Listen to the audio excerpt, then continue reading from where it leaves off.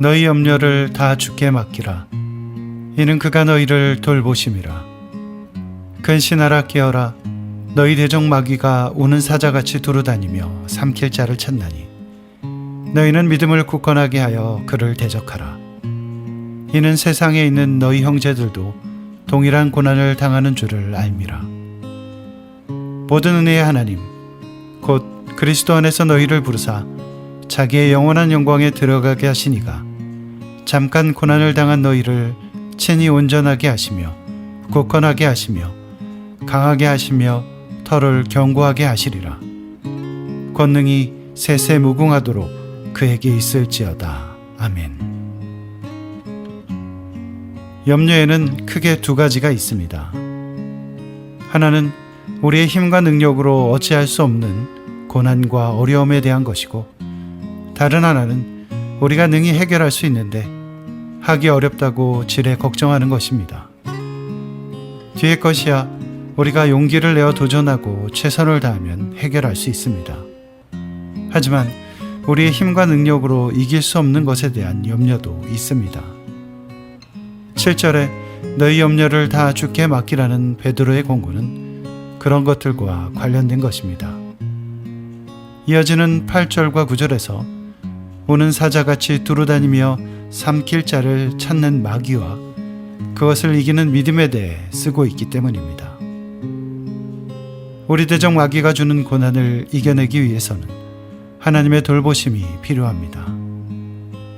우리를 친히 온전하게 하시며 굳건하게 하시며 강하게 하시며 터를 견고하게 하시는 하나님의 권능이 필요합니다.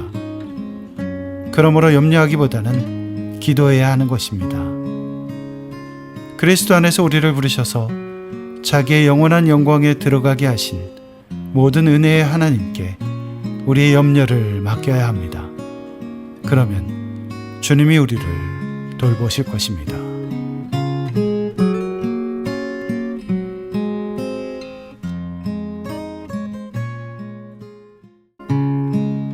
내가 신실한 형제로 아는 실로아노로 말미암아 너희에게 간단히 써서 권하고 이것이 하나님의 참된 은혜임을 증언하노니 너희는 이 은혜에 굳게 서라. 택하심을 함께 받은 바벨론에 있는 교회가 너희에게 문안하고 내 아들 마가도 그리하느니라. 너희는 사랑의 입맞춤으로 서로 문안하라. 그리스도 안에 있는 너희 모든 이에게 평강이 있을지어다. 평강이 있을지어다. 베드로가 마지막 인사로 하는 이 말은 부활하신 예수님께서 제자들을 다시 만나 처음으로 하신 말씀이기도 합니다. 이것은 헬라어 에이레네를 번역한 것인데 단지 평안한 상태를 넘어서 하나님과의 관계가 회복되고 다시 하나가 되어 누리는 평화를 담고 있습니다. 베드로는 자신의 편지가 하나님의 참된 은혜에 관한 증언이며 사람들이 그 은혜에 굳게 서길 바란다고 씁니다. 그리고 그렇게 그리스도 안에 있으면 결국 평강이 있을 것이라는 마지막 인사를 남깁니다. 예수님께서 두려움에 떨고 있었던 제자들에게 하셨던 인사, 베드로가 유언 같은 편지를 마무리하는 이 인사는 오늘을 사는 우리에게도 너무나 필요한 것입니다. 평강이 있을지어다. 택하심을 받은 교회와 지체들은 이 말씀으로 서로에게 문안해야 합니다. 이것은 세상이 알 수 없는 사랑의 입맞춤입니다. 하나님의 은혜와 그리스도 안에 있는 평강이 우리의 삶을 그 사랑 위에 굳게 세워줄 것입니다.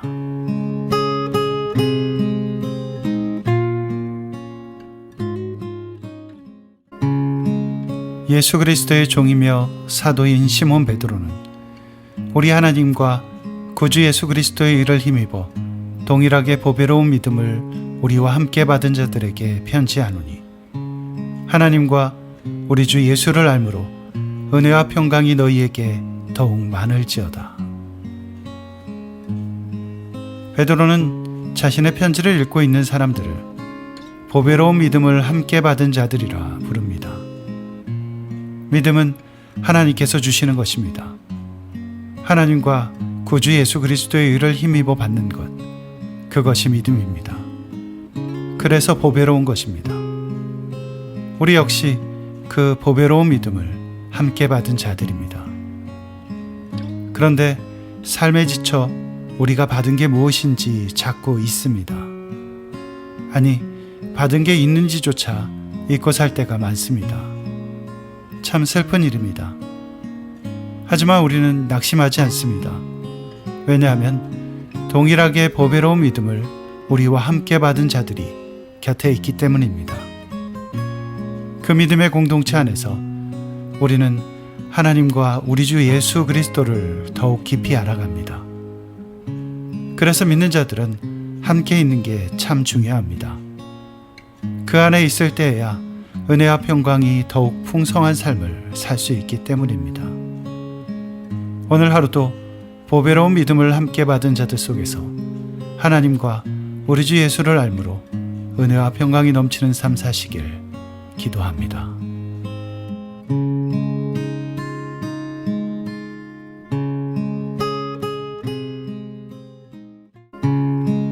그의 신기한 능력으로 생명과 경건에 속한 모든 것을 우리에게 주셨으니 이는 자기의 영광과 덕으로서 우리를 부르신 이를 알므로 말미암음이라.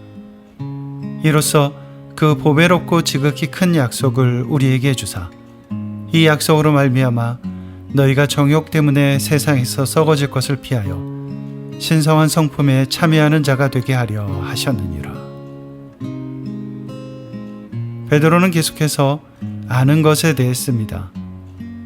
우리를 부르신 이를 아는 것은 무엇보다 중요합니다. 그분을 알므로 생명과 경건에 속한 모든 것을 받기 때문입니다. 생명과 경건에 속한 모든 것이란 한마디로 하나님 나라를 의미합니다. 예수님을 아는 사람은 이 땅 위에서 하나님 나라, 천국을 누리며 살 수 있습니다. 그것도 일부가 아니라 모든 것을 말입니다. 이것은 약속입니다. 보배롭고 지극히 큰 약속입니다. 이 약속 때문에 우리 믿는 자들은 세상에 썩어질 것을 피하고 거룩한 주님의 성품에 참여할 수 있게 되기 때문입니다. 이 약속 때문에 오늘 이곳에서 우리는 하나님 나라를 누리며 살 수 있는 것입니다. 고난 가운데 계십니까? 이 약속을 의지하십시오.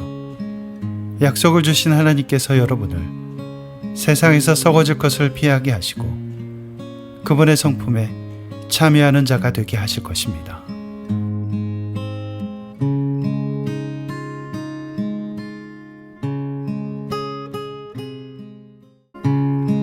그러므로 너희가 더욱 힘써 너희 믿음의 덕을, 덕의 지식을, 지식의 절제를, 절제의 인내를, 인내의 경건을, 경건의 형제 우애를, 형제 우애의 사랑을 더하라.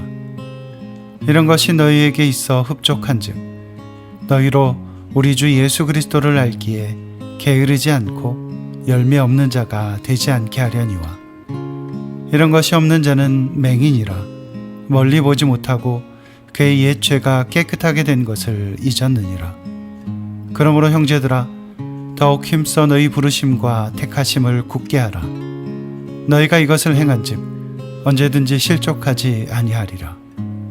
이같이 하면 우리 주 곧 구주 예수 그리스도의 영원한 나라에 들어감을 넉넉히 너희에게 주시리라. 우리는 하나님과 예수 그리스도의 의를 힘입어 보배로운 믿음을 받은 사람들입니다. 그런데 믿음을 받았다고 끝이 아닙니다. 하나님과 우리 주 예수 그리스도를 알아가야 합니다. 베드로가 6절과 7절에 적고 있는 것이 바로 그것에 관한 것입니다. 믿음의 덕을, 덕의 지식을, 지식의 절제를, 절제의 인내를, 인내의 경건을, 경건의 우애를, 우애의 사랑을 더하라. 이것이 꼭 순서대로 하라는 말은 아닐 수 있습니다. 하지만 우애와 사랑이 맨 나중에 나온다는 것은 주목할 만합니다. 어쩌면 그것이 그만큼 힘든 일이기 때문인지도 모릅니다. 믿음의 덕과 지식과 절제와 인내, 그리고 경건을 쌓아야 더할 수 있는 것이 서로 사랑하는 일이 아닐까요? 그런데 믿는다고 하면서도 이런 것이 없는 자들도 있습니다. 베드로는 그들을 맹인이라고 부릅니다. 그들은 멀리 보지 못하기 때문입니다. 결국 옛 죄가 깨끗하게 된 것조차 잊게 될 것입니다. 우리는 부르심과 택하심을 굳게 하기 위해 더욱 힘쓰는 사람들이 되어야 합니다. 그러면 언제든지 실족하지 않을 것입니다.